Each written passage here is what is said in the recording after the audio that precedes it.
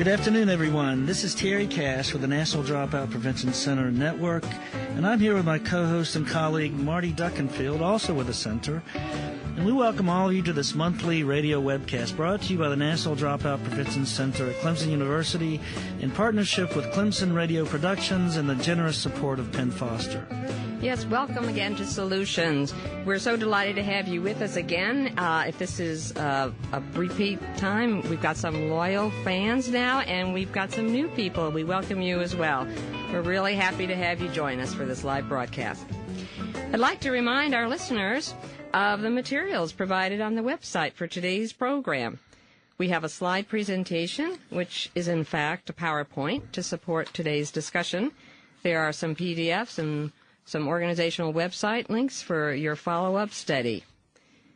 We want you all to be an active part of the program today, and so we encourage you to call in your questions for our guest. We have a toll-free call-in number.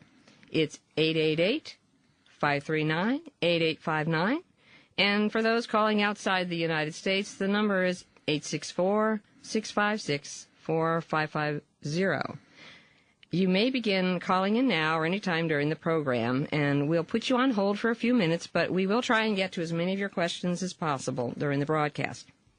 Yes, Marty. As a follow-up to the work we've been doing in connection with the Solutions webcast, we've also been seeking some examples from practice that the National Dropout Prevention Center can point to as exemplars pertaining to the 15 effective strategies.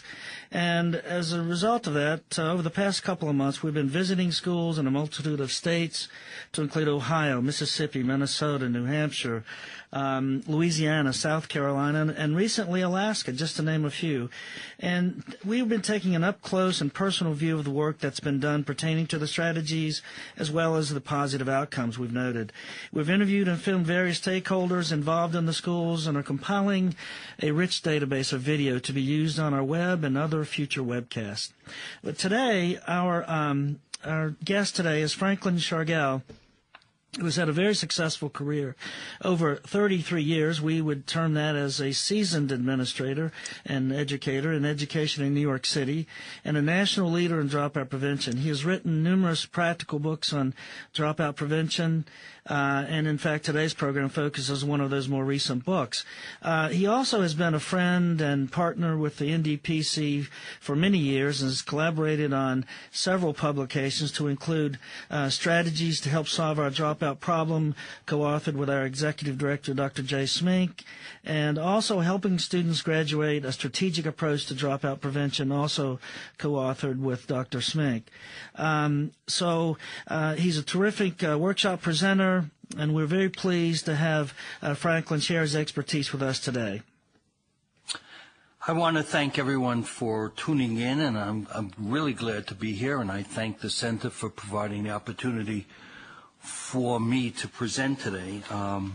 My experience is being a classroom teacher, a school counselor, and a school administrator, but all of the awards and prizes and recognition I've received, there's none that I value more than the Crystal Star Award presented by the Center for excellence in dropout recovery, intervention, and prevention. So again, I thank everyone for tuning in, and let's get on with where we are. Well, thank you, Franklin. And today you're going to be sharing with us some lessons that you learned while working on this publication. Why don't you start our program today by telling us how this recent book came about?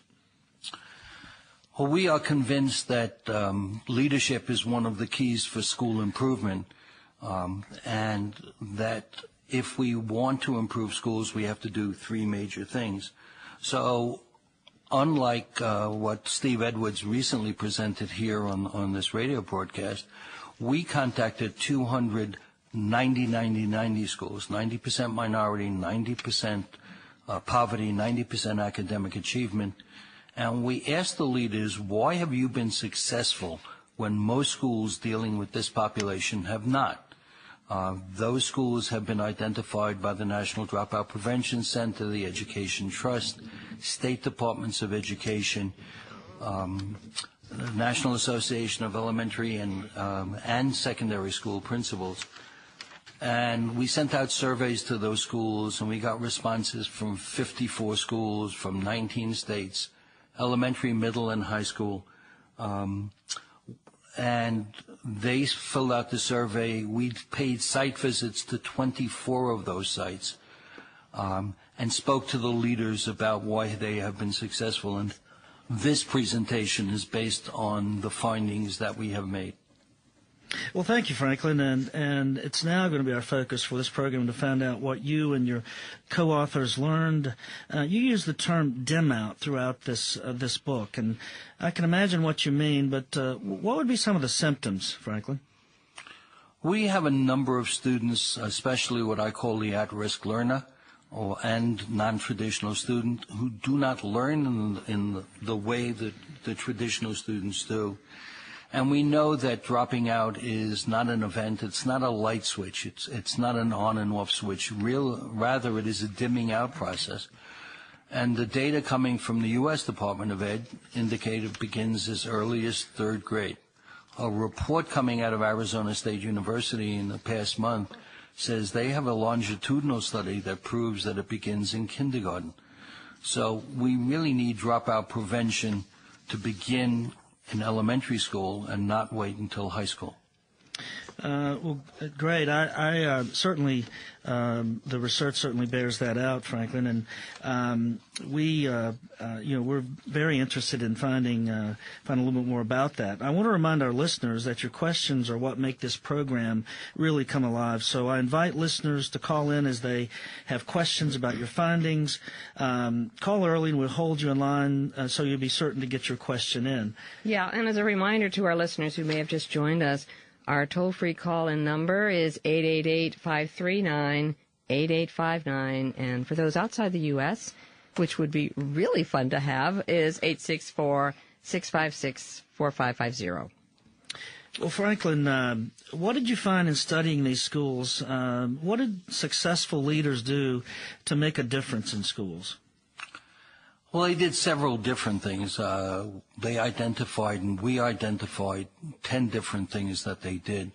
And they're all on that PowerPoint. And I would like to start with the first of the PowerPoint slides, which has two things on it that are, for me, very important for the audience. Number one, there is my website, which is my last name, www.schargel.com. Everything on that website is copyright free. And because of the time frame and a limited amount of time we're going to have, if people afterward or cannot get through on the phone and have their questions answered, you have my email. I will be glad to respond to any question that comes via that email. So if we look at what those leaders told us, basically they said if we want to improve schools, and that's the second slide that we have, we need to do several things. We need first to change the way we select and train our leaders for schools. We need to have school leaders trained with the skills that they need in terms of classroom management and in terms of the job responsibilities that they have. The second is they need to transform a school culture so that it supports students, parents, staff, and student learning. And the third is we need to create high-performing classrooms. Those three things form the basis of what we believe, and those leaders believe, are the keys to success in schools. So if we go on to slide 3, that basically sums that up. If we look at the pyramid, what we have now done is we have transformed that pyramid and inverted it, because we believe that the basis for school success is school leadership, so if we invert the pyramid with the point being at the bottom, school leadership supports school culture and high-performing classrooms. We've talked about a dimming out process. Elementary school teachers that I have spoken to in my workshops have been able to tell me that they can look into a child's eyes and see the dimming out process begin. I talk about that and with Dr. Smink in the Helping Students Graduate book as psychological dropout, students who are physically in schools but mentally are a million miles away. So it takes a long term for most students to become disconnected from the school situation. That's exactly right, Franklin. It appears that we have already a caller on the line that perhaps it would be a good interlude here to take the first caller. Okay, Roy from Clemson, could you please share a comment or question with Franklin Schargel? Well, unfortunately, I didn't hear the opening remarks, but I am concerned about the dropout problem. I am involved with training male teachers to be involved in teaching at the elementary level, and because of the more recent report that came out that described the various risk factors involved with dropouts, I was interested in hearing the commentator's remarks about what his approach would be from to parents, especially to avoid falling into those risk factors, especially parents that would be considered the whole family considered at risk because of SES or even education levels. Many single parents raising children. What would be the first thing that you would advise to address this issue of avoiding the risk factors that is common among elementary students, especially dropping out? Well, if you're familiar, Roy, with the 15 effective strategies, you'll notice that among the first that we've listed is family involvement. And we've gone beyond parents because many of our children, unfortunately, in today's society are not being raised by parents. They're homeless. They're being raised in foster homes, in merged families, by aunts and uncles and grandparents. So, one, it's a family involvement process, and you're correct, we need to get them involved in the process. And there are a variety of ways of doing so. One, schools can't do the job alone. We need to reach out to the community. We need to reach out to our churches and have the churches support what we're doing. What we did in New York City, in the school that I worked in the city, is we had our priests and ministers announce when we were holding meetings in our schools. We went to neighborhood supermarkets and posted announcements of when we were holding meetings. At the same time, many of our parents, especially our younger parents that of elementary school children, have not been trained in the techniques that they need to have to help their children to learn. For example, what we take for granted, that there needs to be a quiet place in the home, and there needs to be lamps and desks and facilities, and that children need to bring pencils and pens to school. In addition, schools need to reach out to parents of at-risk learners by making very positive phone calls to parents, thanking parents for sending their children to school, sending their children with equipment like pens and pencils and paper to school. Many of the phone calls our parents receive have been negative phone calls, And so when you pick up a phone, when a parent picks up the phone and hears, hello, this is Mr. Schargel from Westinghouse High School, the first reaction is, what did she do today? Or why is he calling? And they become defensive. Imagine making positive phone calls and thanking parents. We don't understand the challenges many of our children have to overcome in order to get to school. Hopefully that answers the question, Roy. It addresses something. Thank you. Franklin, you were discussing the pyramid and the idea that the leadership piece has been moved at the base of support with regard to school improvement. Would you like to elaborate a little bit more with your presentation? Sure. Leaders have got to, first of all, the job of leaders has become so complex in schools. Traditional leaders have been managers of schools rather than instructional leaders, and have had to do so much paperwork, and no child in high-stakes testing has added to that burden. so that leaders need to reach out and form leadership teams of a variety of people. Because for me, the major quality of leadership is to have followers, because the job has become so complex. And it was interesting in reading the analysis of the 54 respondents that leaders said, if it wasn't for the people in the school, I would not be successful. And it was interesting, conversely, that the teachers and staff in schools said, if it wasn't for him or her being a leader, we would not be successful. So leaders need to reach out, and they need to place the emphasis, as the fifth slide shows, they need to place the emphasis on learning. And there are many factors that they need to do, and they've told us, for example, the fewer interruptions to classroom instruction, the better and more effective that classroom instruction is. Well, Franklin, we have another caller, and then I think we want to start getting into these 10 points in detail, starting with that emphasis on learning. And we have someone from your hometown of New York. Hey, my hometown too. Sean, do you have a question for Franklin Schargel or a comment? You're on the air. Absolutely. Good afternoon. Two-part question. First is looking at opportunity programs or collaborative efforts to help combat the dropout rate. Just wanted to get your feeling on that issue. How do you see, state-funded programs or community-based organizations help? Or in your experience, how has that helped reduce the dropout rates? John, I don't know if you're familiar with the 15 effective strategies. They're posted on my website. Again, my last name is my website, www.schargel.com.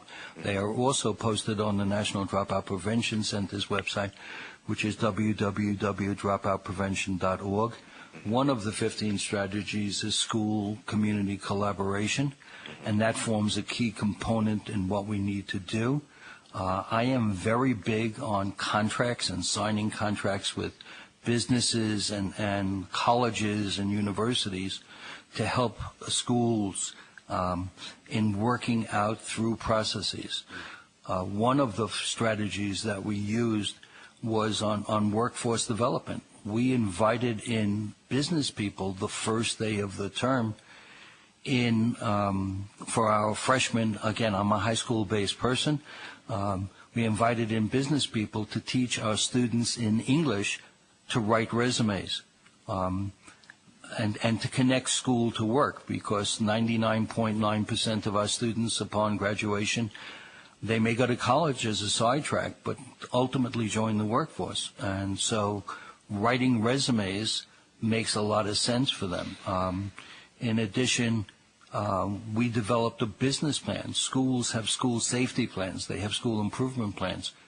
Many schools do not sign any agreement and do not understand the role that businesses can and importantly should be playing with school assistance.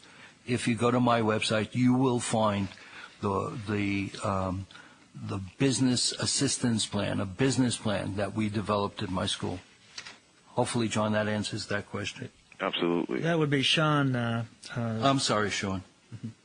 Yep, no, not a problem.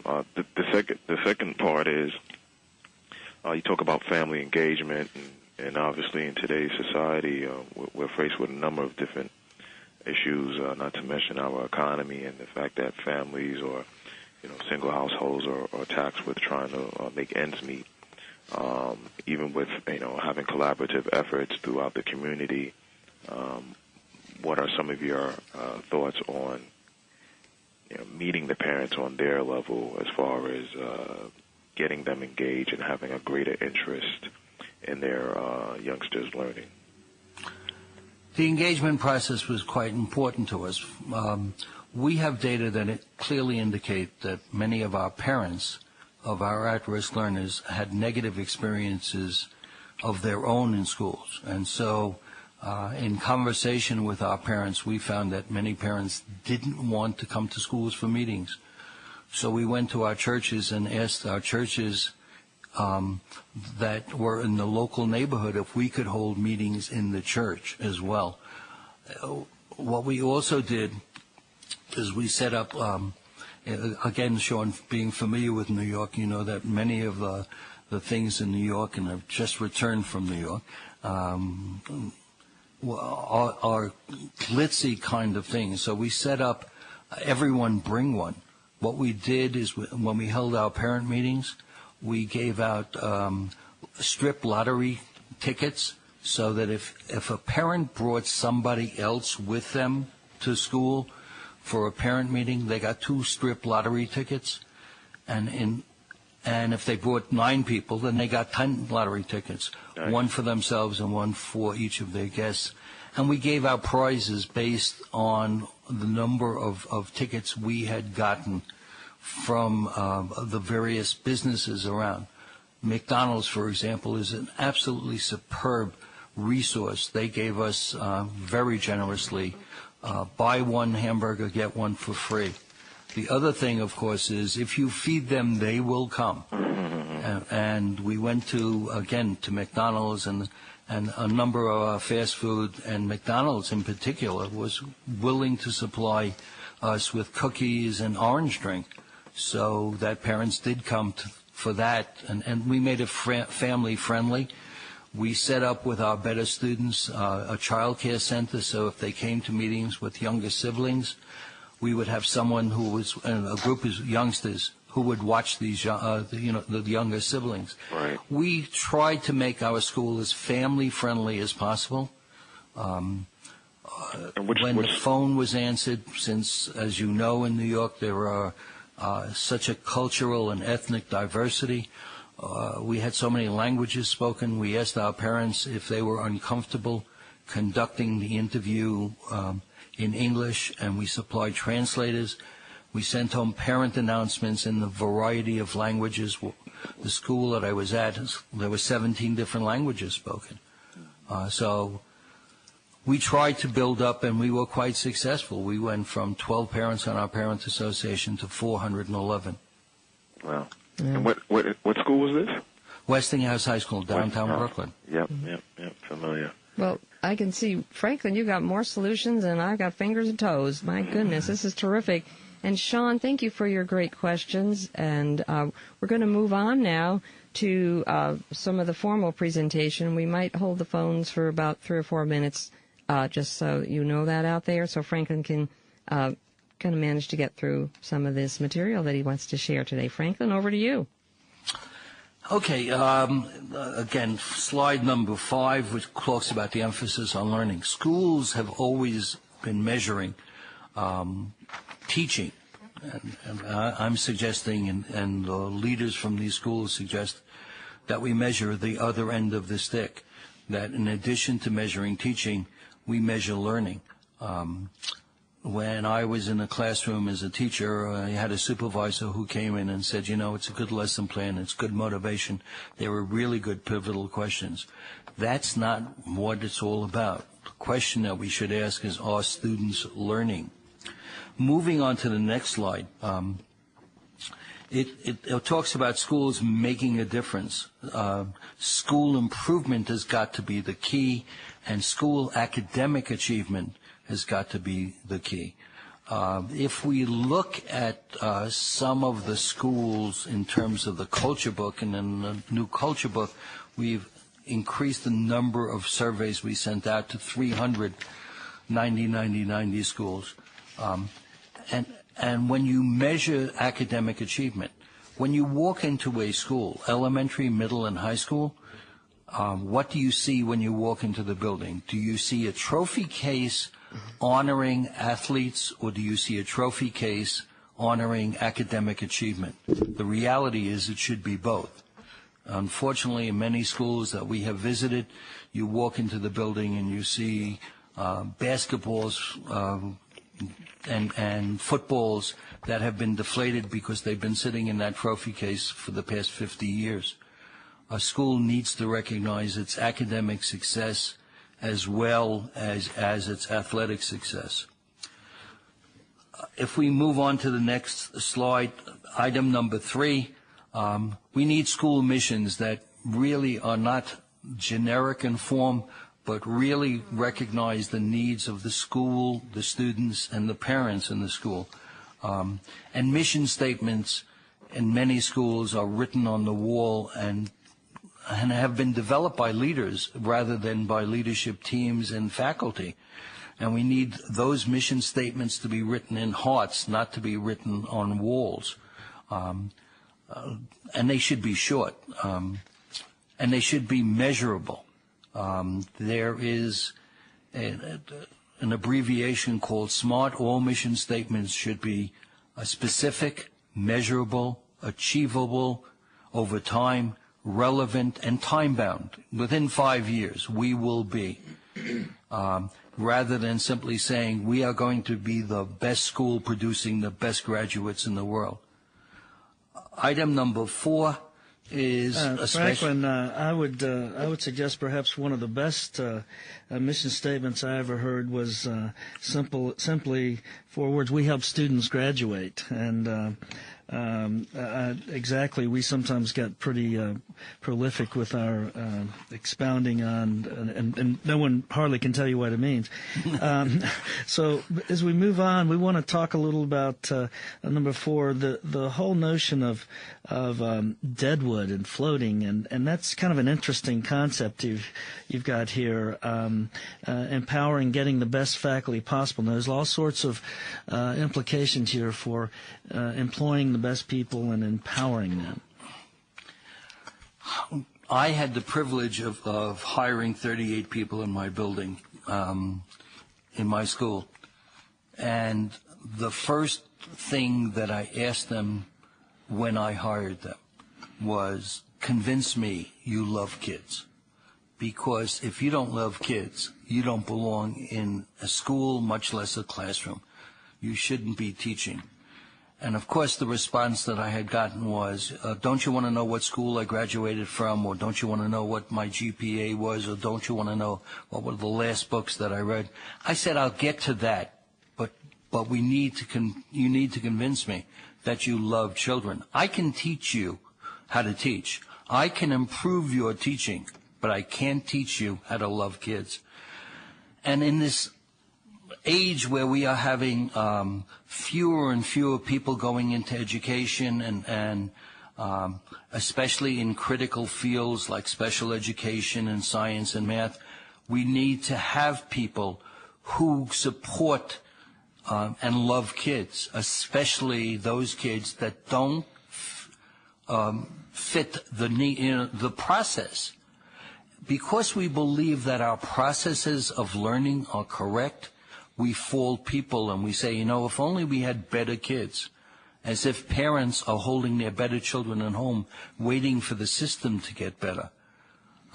So it's imperative that our faculty loves children, and that's the best faculty we can possibly find. Because if we can't, we turn off kids, and turning off kids, it's very difficult to turn them back on. Franklin, do you have any suggestions for our listeners who are in schools of education across this country about the sorts of preparation they can get their students involved in that will break down a lot of these mindset barriers?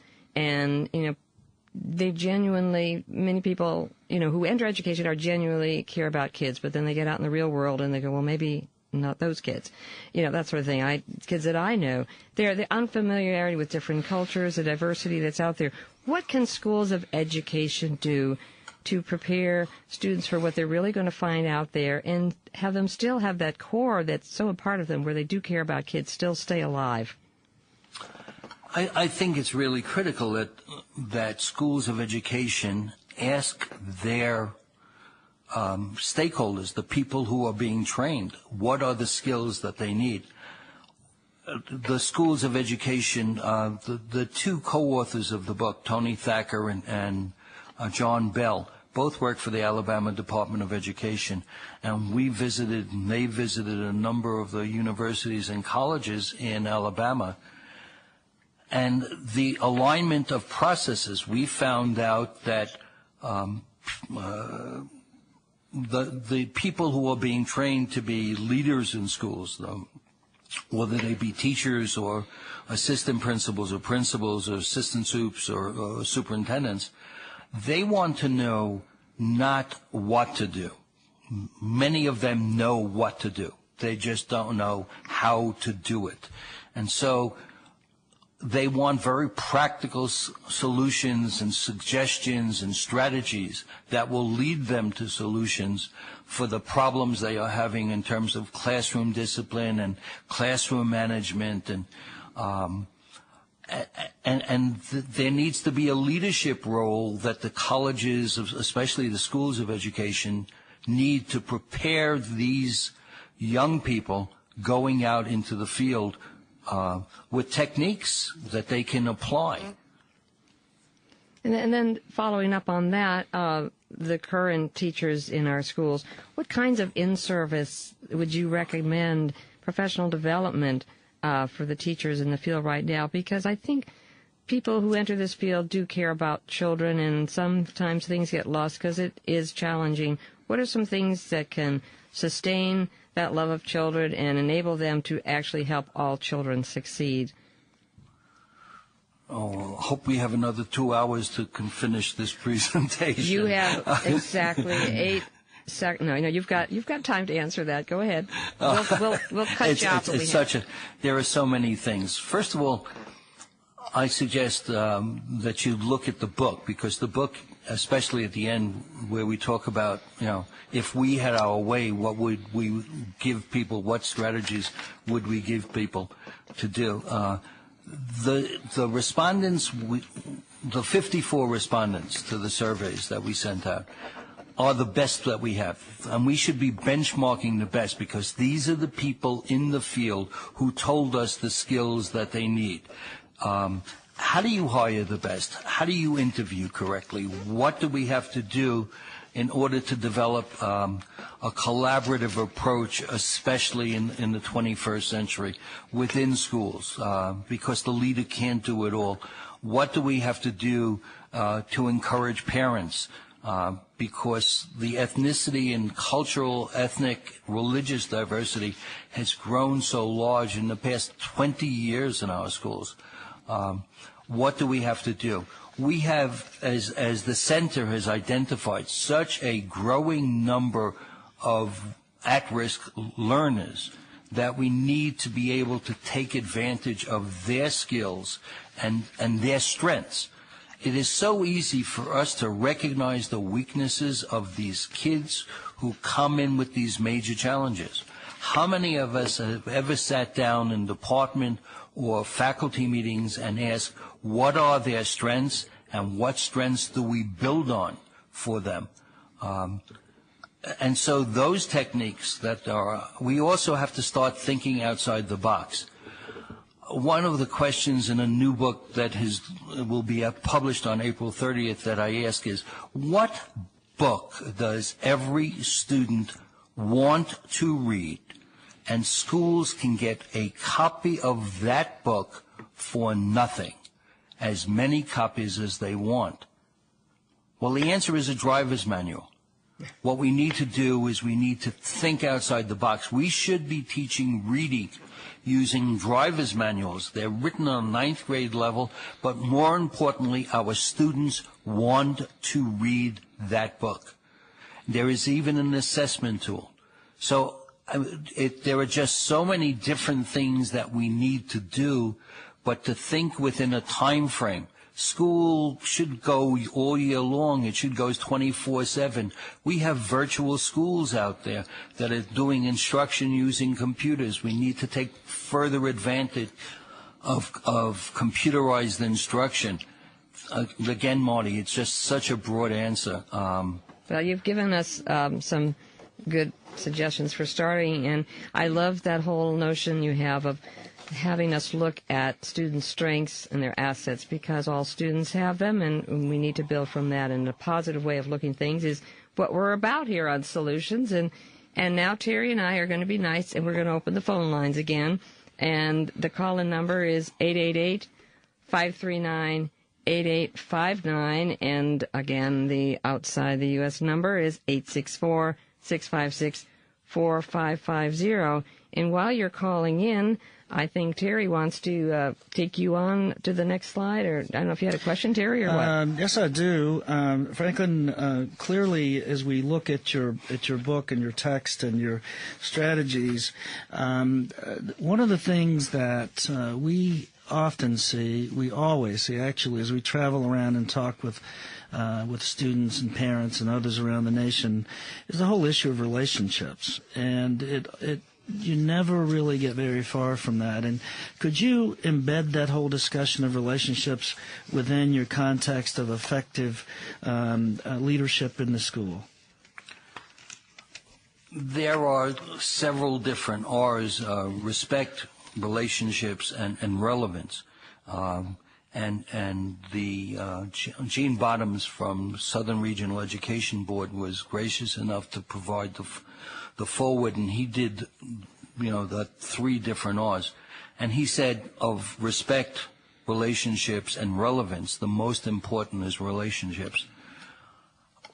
We need to build those relationships. We need to build the positive relationships between school and family, between school and student, between administration and staff, and staff and administration. We are all in the game together. We're all playing on the same side. Teachers come into teaching with an awareness of salaries. I don't believe, and the data indicate, that they don't come in order to become wealthy. They come in because they believe they have something to give to children, and we need to build on that relationship. If we look at why teachers leave the field, they don't leave the field because of students or parents. Most of the 46% who resign within 4 or 5 years resign because they are not getting the administrative support, because the relationship hasn't been built to help them succeed within classrooms. So we need to build that relationship. And Terry, that's a really great question. Thank you, Franklin. On slide 5, you have an interesting comment that dim out begins even when there's a great deal of teaching, even if there's no learning. Would you want to expound on that a little bit, Franklin? It begins, as I've indicated. It's not to me, it's the teacher who teaches least is the one who teaches best. Student learning has got to be, and I hate being this prescriptive, prescriptive. I hate being this prescriptive. Not teacher asks a question, student answers question, teacher asks another question, student answers the question, teacher asks another question, student answers another. It needs to be, in my opinion, teacher to student to student to student to student. And that becomes not questions of that seek information, although it's critical that students have information before they form opinions. But we need to be teaching students how to think. That's a critical skill that they're going to need upon graduation from the K-12 system and go into the university system. But even more critical when they go out into the workforce. The workforce is asking that students be problem solvers. And they can't be problem solvers if we're teaching them that there's only one right answer to that. So we need to stop simply having questions that seek information, but also have questions that seek to provide some framework for thinking. You know, we've been out in a lot of schools in the last month, as Terry indicated, and everybody is asking, how can we engage our students more in their learning? And I think what you're describing here is definitely focusing on that particular problem. The question, is whether we want information or knowledge, and whether we're teaching for information and knowledge. My computer has a great deal of information. Libraries have a great deal of information. They don't have a great deal of knowledge. Knowledge to me is the passing through of information through a human brain to produce knowledge. So we need to get away from asking questions of, when did Columbus sail? How many ships did he have? We need to ask questions of why did he name the people he found Indians? Mm-hmm. That he sought a route to India. That's critical in the learning process. Mm-hmm. Students can go on to Google, or they can go into all the web.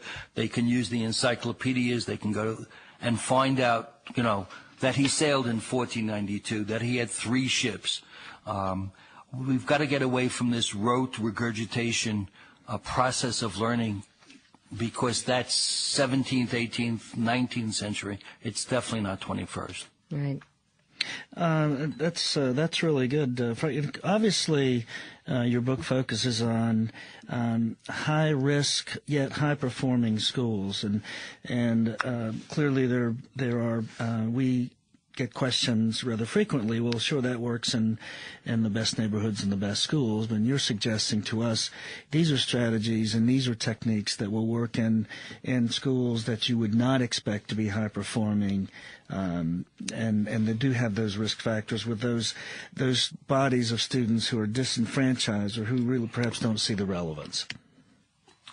That's correct. And I mean, we keep on using the phrase of at-risk youngsters, and therefore we paste a label on them. I prefer to call them non-traditional learners. They learn in different ways. And if we look at some of their strengths, they're leaders in it. They're willing to take risks in it. They like to be actively involved in their own learning process. If you even look at them at work in computers or in, Game Boys and Wiis and all of this, and iPods, they're actively engaged, and we ask them to be passive learners. I call that lowest phase passive learning or dependent learning. The learning is not dependent on them. The learning is dependent on the instructor. And what we need to do, again, in my opinion, and again, I apologize for being this prescriptive, but we need to move them into independent learning where they can learn on their own. They can learn in front of a computer, which is non-judgmental. And we need to move them into interdependent learning, which I feel is the highest form of learning, where one student is teaching another student to learn. Absolutely.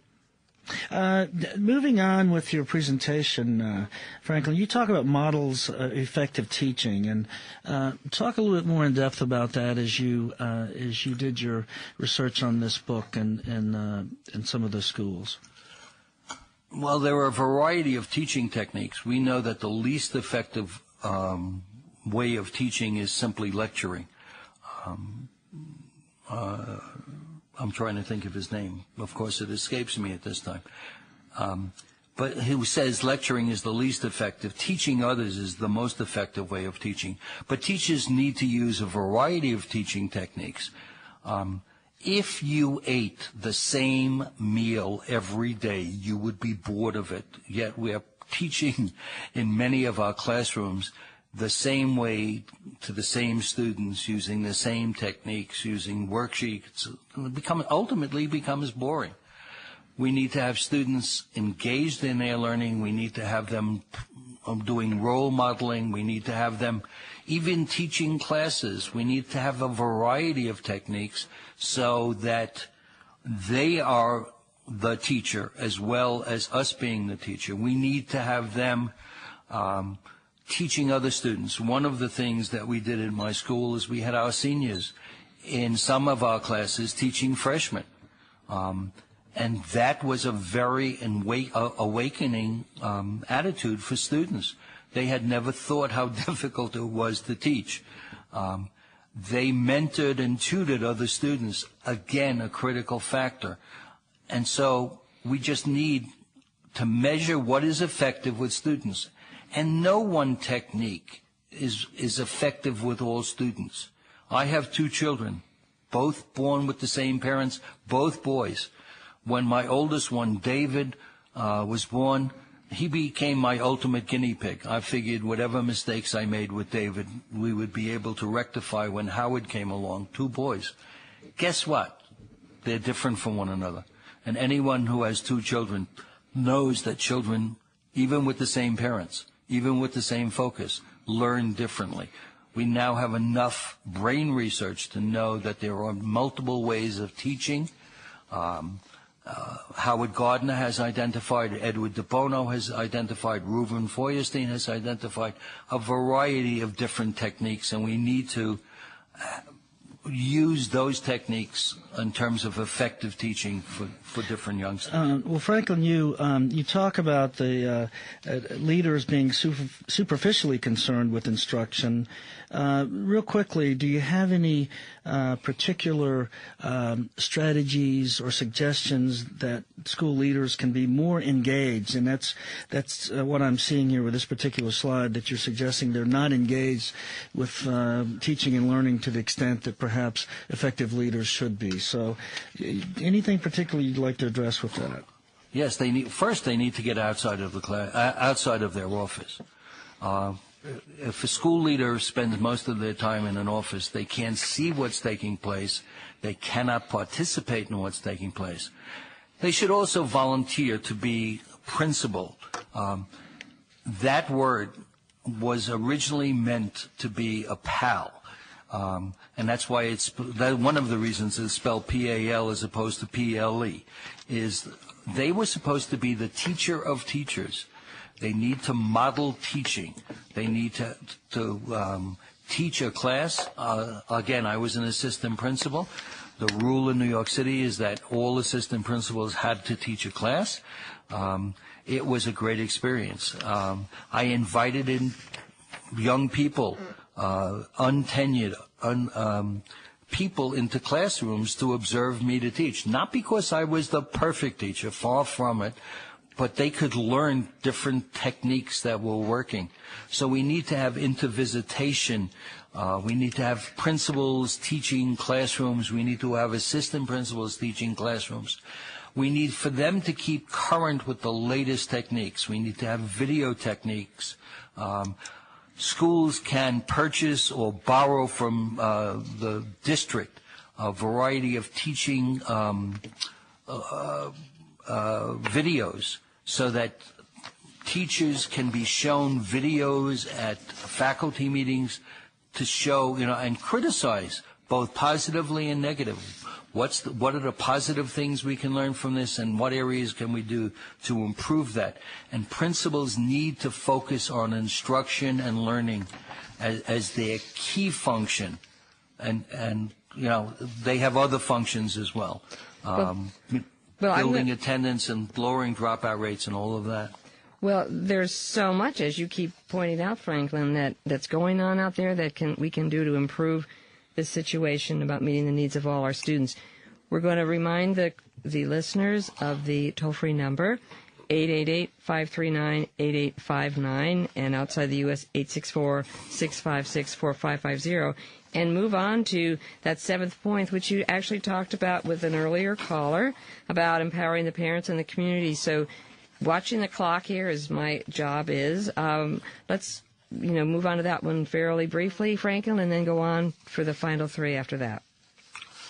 As I've already indicated, we developed a contract for our business community. We also reached out. We were quite fortunate, again, being in New York City, where there are so many colleges and universities. We reached out into the college and universities and asked them to help us prepare our youngsters for a variety of techniques.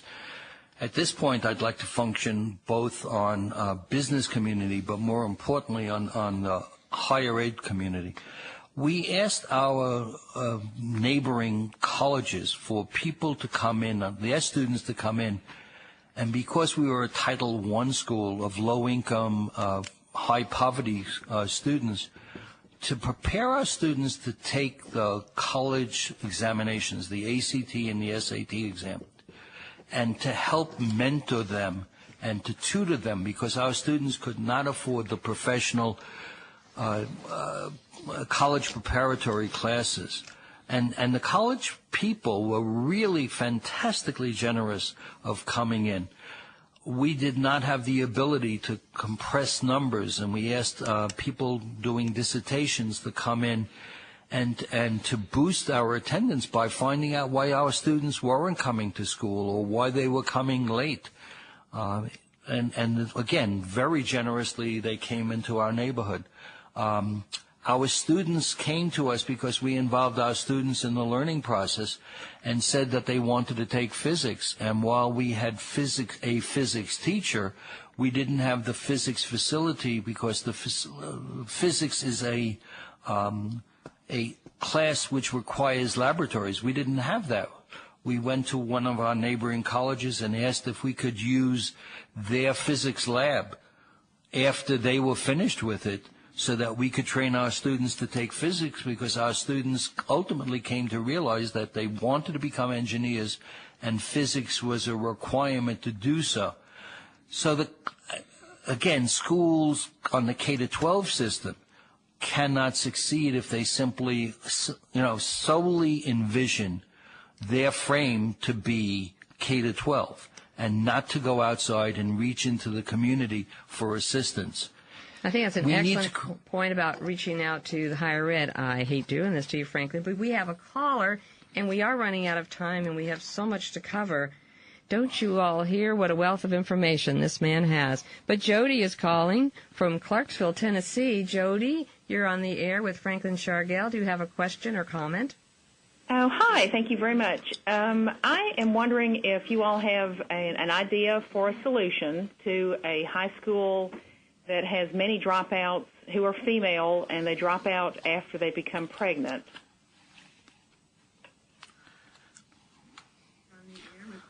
You want some? I think, Franklin, this is your show. Up until about 2 seconds ago, I really liked you, Marty. First of all, the data is very clear, and the newsletter that just came out from the center talks about the young ladies who become pregnant and drop out of school. And that's a critical aspect that we're having in education. The question is, one, we can't prevent pregnancy, although I'm not sure we shouldn't address that as an issue within our teaching, and I think somewhere along the line we should be teaching about, abstinence and birth control and all of that as well, and I know that's politically a very sensitive issue. But what we need to do is, once we have a young lady who has dropped out of school, we need to encourage her to come back in, because, again, the data indicate that a student who's become pregnant and dropped out of school is going to produce children who very likely will drop out and produce other children and will marry outside. We need to create schools, alternative schools, where these youngsters are invited back into schools. We need to set up some sort of child care facility within these schools so that they can bring their youngsters in. We need to give these youngsters who have young children some skills that they need in raising children, postnatal care, health care services. And again, we need to make the schools for these young ladies as friendly as possible so that they come back into school. Jody, this is an important question, and the cycle keeps repeating with the teenage dropout, and it is going to be a focus of one of our future programs. So stay tuned for that, and thank you for calling in. And Franklin, you did just fine. Thank you. You can go on to number 8 now and feel more comfortable, perhaps? Okay. Innovation.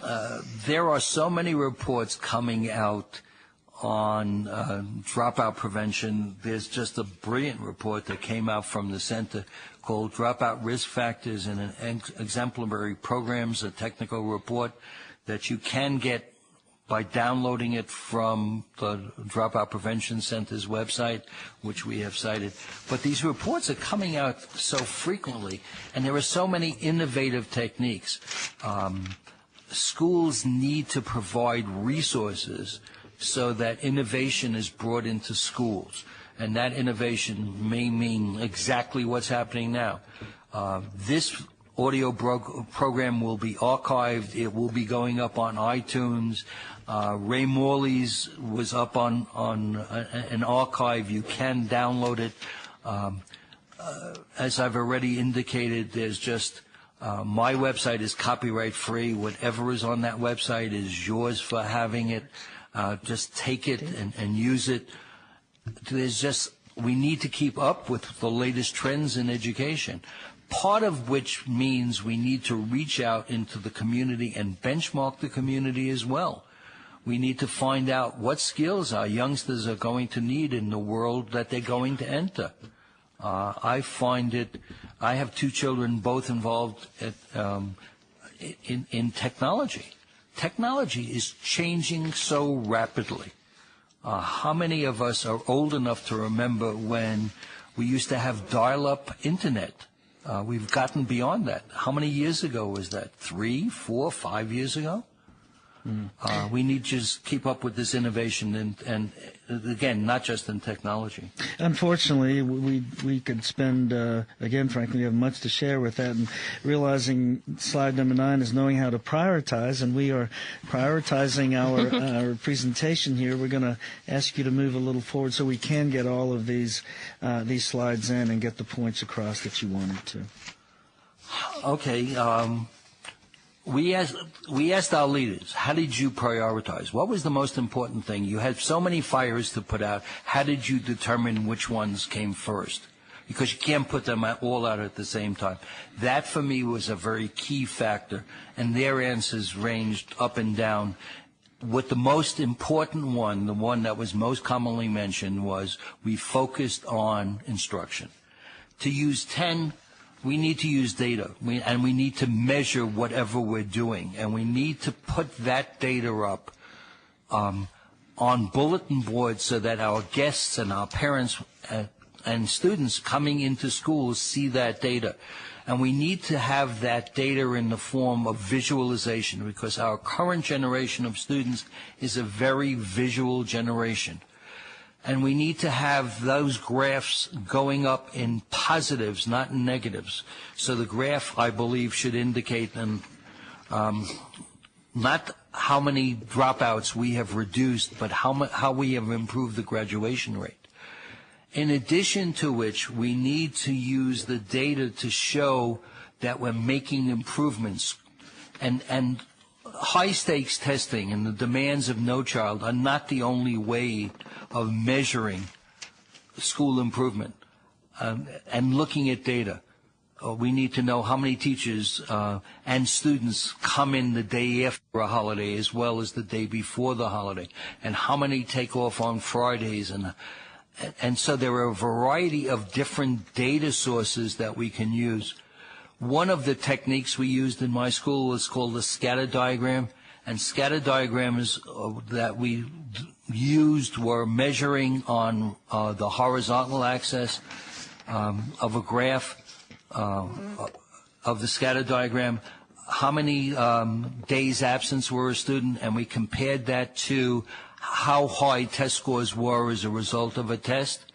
And the teacher measured and said, gee, if you are absent 6 days in a 20-day marking period, and your test results will be much poorer, look at the results that you have on the scatter diagram. Another scatter diagram that we used was a scatter diagram that showed absences and compared it to test grades, and homework compared, and latenesses compared to test grades.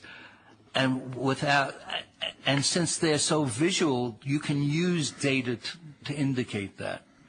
The last slide for me is the key. How do you measure improvement? If I had to develop any vision statement, I would use this, and this was given to us, I believe, by Tony Thacker.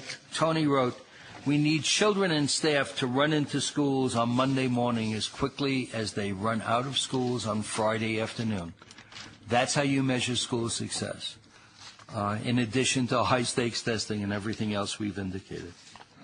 Well, thank you, Franklin. Again, the hour has passed very quickly, and I'm sorry if we couldn't get to all of the callers. Or I know if there's much more that you'd like to know about this presentation, I would certainly encourage our listeners to check out Franklin's website and to send him questions. I know, Franklin, you'd be very happy to answer any questions that our listeners may have that just weren't able to be focused on here today. Yeah, and Franklin has kindly offered to have it be directly to him, which is kind of nice, I think. And this radio webcast, like all of our monthly programs, will be archived on our website, and you can go back and listen again or recommend to friends and colleagues that they listen. And you can even use this archive program for a professional development activity for an entire faculty or community group. So I want to thank you, Franklin, for sharing your time and your insight and how school leaders can create an environment where children are learning and engaged in learning.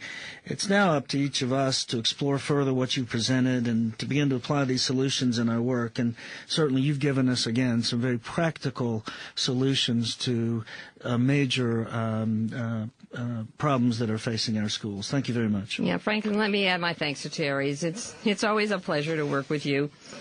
You know, your commitment to students is widely known, and your work in this field has surely transformed many educators and saved many students from dropping out. We are really pleased to have you join with us today. Thank you for providing me with the opportunity, and stay well. The last thing, and again, I know we're running into a time frame, I'd like to remind people that the center runs a number of conferences. There's a national conference coming in Atlanta, and they provide a session generally on an every year basis at Myrtle Beach, and there's one dealing with service learning. I suggest that the listeners take a great advantage of these opportunities as well for advancement. Well, thank you, Franklin, for the free advertisement. This is terrific. Our radio broadcasts are monthly on the fourth Tuesday of every month, so check this webpage for the exact date and the content for future broadcasts. But I will tell you our next program is set for the fourth Tuesday in May. That would be May 27th. And we will feature Dr. Sue Limber, who's of Clemson University. So this is going to be a first, Terry. We're going to have a guest in the studio. Maybe some of you thought Franklin was here, but no, he's in Albuquerque. How did we do that? Technology. And Sue is a leading expert on the prevention of bullying, which is a significant cause of school dropout. And it's a real concern, I know, for all of us working in schools today. So look for the resources for this program 2 weeks before the live broadcast. And for the first time, we hope to include some video clips as resources. This current webcast will be available to listen to again on our website. As I said, www.dropoutprevention.org. I think, Eric, within 2 hours. And listen to this. It's downloadable for your iPod or MP3 players and can be found on iTunes. Terry, I never thought I'd get on iTunes. My guitar playing is not that good. Well, maybe so, Marty, but the solutions are there for all of our listeners. And so thanks to all of you for listening and participating. And remember that we know why students are dropping out of school. With search-based solutions, we can assure that all students graduate. Join us next month for more solutions to the dropout crisis. Thank you.